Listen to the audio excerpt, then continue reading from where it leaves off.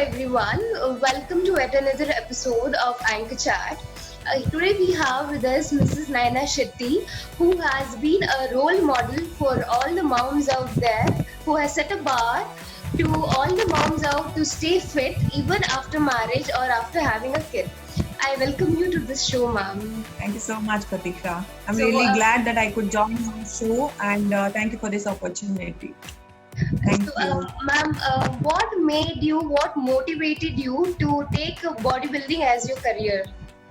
Uh, Actually, this was not part of my goal. So, bodybuilding was just that went with the flow. I initially started practicing powerlifting, and that's how I start. When I started seeing changes in my body, especially when I started seeing the muscles and the body structure and the kind of strength that I was not aware of personally before I started practicing it. I could not imagine myself thinking of lifting something heavier than 100 kg. So after I kind of went into that process, and as I went into that process, I had friends who motivated me a lot, and they gave me this idea about getting into bodybuilding.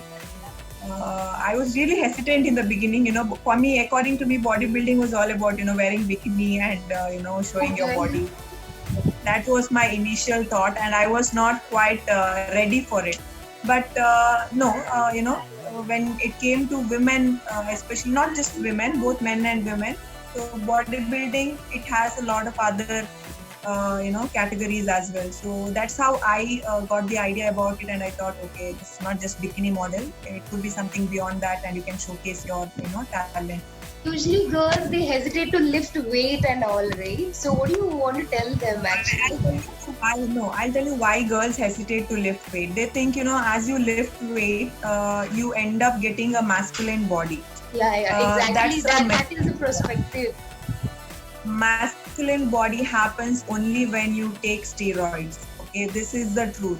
And only once you start taking those medicines, that is when you will see a lot of changes in your body, especially your voice and the kind of face structure from your past, and then that's how it goes. But when you do it naturally and when you lift weight, it only improves your strength and it tones your body. And it's completely a myth that a lot of women have that in their mind, that lifting weight will just make them a man. That is wrong. Lifting weight will only make them stronger and sexier. That is the truth. No, do you lift? No. Right now I stopped because of Corona, but because before that I used to use We're weights. working out, right? Yeah, for PCOD, weight training actually helps a lot. Yes. So not everybody has this idea. They think that working out is not for women, and lifting weight is not for girls. So I think the current trend is changing. People now have accepted, and the trend is all about fitness at the moment. I'll go to the next question now. Yes, So, sure. what is the point in life you thought you can make this bodybuilding as your career? Like, what changed exactly? What made you think that bodybuilding is the one? So after MBA, I moved to Bangalore, and that is when I started, with my fitness goals again by doing 30 to 45 minutes workouts at home. And I used to participate a lot of marathons and, any tournaments that came up in the office, in my corporate life. But again, that time it was just a hobby. And after my delivery, that is when I wanted to lose all my weight. And once I lost all my weight, and again I started seeing, I'm getting back to my pre-pregnancy weight, the journey actually, became an addiction. So it became a part of life. So I wanted to work out all the time. I could see a lot of changes in my body in terms of health also. So it was very important for me at that point of time, because mentally it also helped me to be stable. And, I went on. And fitness was all about it. That's why I started with powerlifting, because I did not have a lot of clue about bodybuilding. And when I got that idea about bodybuilding, I thought, I could, explore something in this field as well. So you have been Miss Karnataka, Miss Asia Pacific journey. So I would like to know the journey as well as your preparation for that. Yeah, so I told you I started with powerlifting, Yeah. and with powerlifting, I had also started with diet, and that is when I started noticing changes in my body. And So when what I kind of got to diet you used to follow? yeah, I don't think everybody should follow that diet. I used to eat lot of eggs and lot of chicken, so that is all it was. And I was not having. I'm not a junk person anyway, so I used to not have any junk. Probably once in 2 weeks, I would cheat. Go out, eat an ice cream, or eat anything that I would like. But otherwise, mix of all proteins, carbs, and fat. A lot of eggs. I used to eat around 20 to 25 eggs a day, boiled eggs. And that is most important for anybody who wants to get into this bodybuilding, because of the protein. That is when our muscles grow. So this is the kind of diet I was in. But I used to on and off while powerlifting. I used to also cheat a lot, to be very frank. But then once I started with bodybuilding, forget about cheating. Cheating became a goal for me. Okay. Bodybuilding was not a goal. Cheating was a goal, because we had to, all the bodybuilders had to get done with it so that we could cheat. So that's how it was.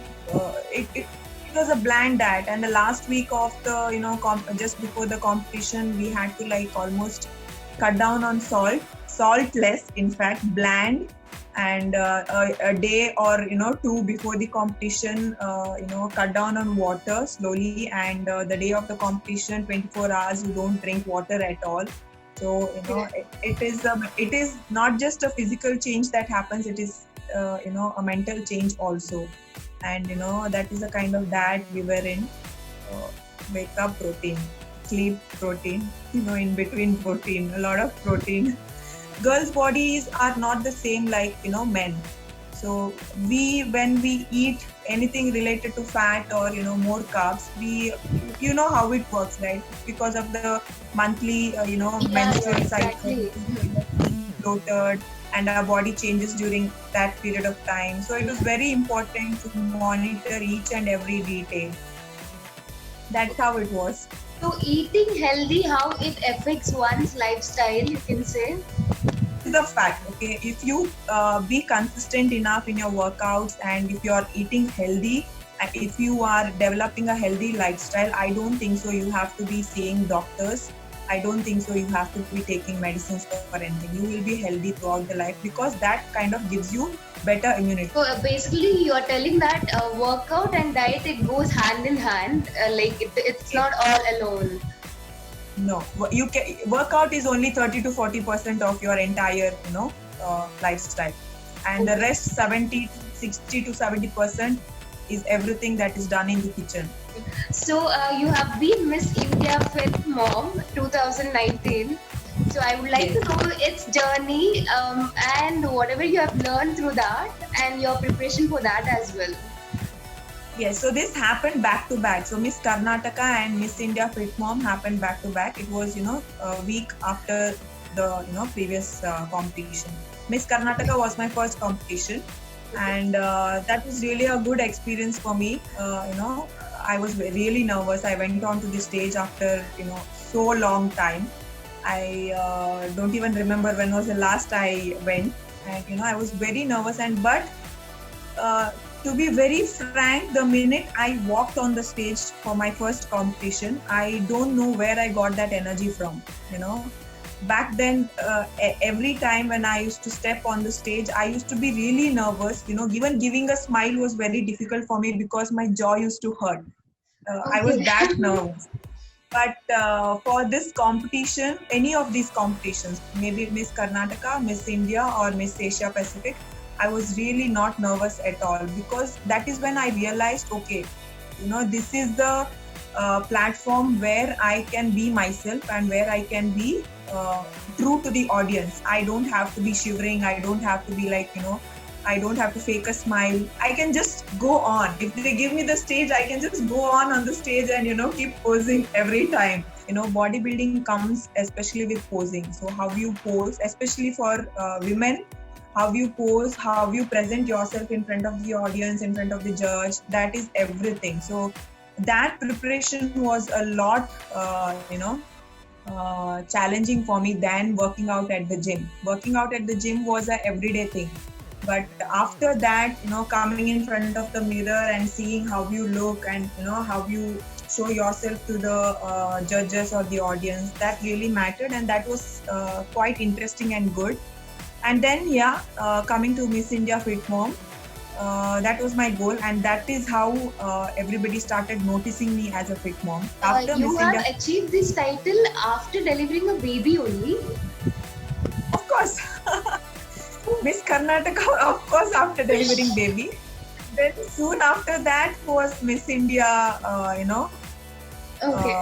Fit Mom, Miss India competition. So under that Miss India competition, they had Miss India General category and Miss India Fit Mom category. So I opted for both, and I bagged, first place in Miss India Fit Mom, and then runner up in Miss India General category. So this journey I started after my delivery, so not before my delivery. So to all the moms out there, what message would you like to give to how important it is to stay fit even after delivering a baby? See, if you have to look after your baby without saying anything about, without complaining anything about your health, then it is very important you remain fit. If you are not fit, you can't run a family, you can't run a house. This is the fact, okay?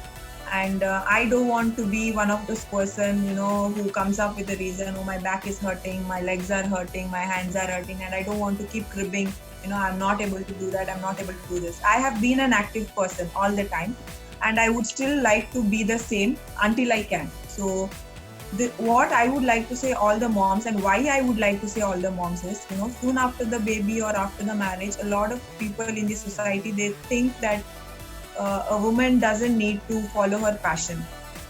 People think that should not be her priority. And somewhere, down the line, I think a lot of women have accepted this, that okay, after marriage, after baby, I have to be only a mother, only a wife, only a homemaker. I should not be doing anything else. But no, that is not the reality. If you have a supporting family, or even if you do not have a supporting family, in both cases, you should do what you like.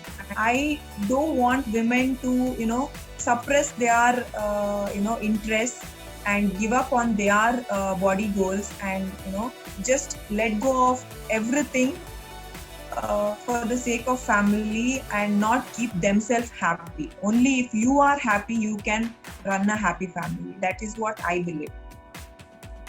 That's actually true, because when moms out there, when they can make a schedule for kids, for their husband, I think they can definitely make a schedule for themselves as well. 30 minutes is not a big deal. Last time when I had been for this International Women's Day competition, I met a lot of women there, and there are women who are running the house, and they are also working women, and also making 4 hours of time for themselves. 4 hours of time. So it is not, it is not impossible that you will not get 30 minutes of your time. 30 minutes of walk is not impossible at all. It is possible. Do it, just do something that keeps you active, that keeps you healthy. Thank you, ma'am, for your valuable time.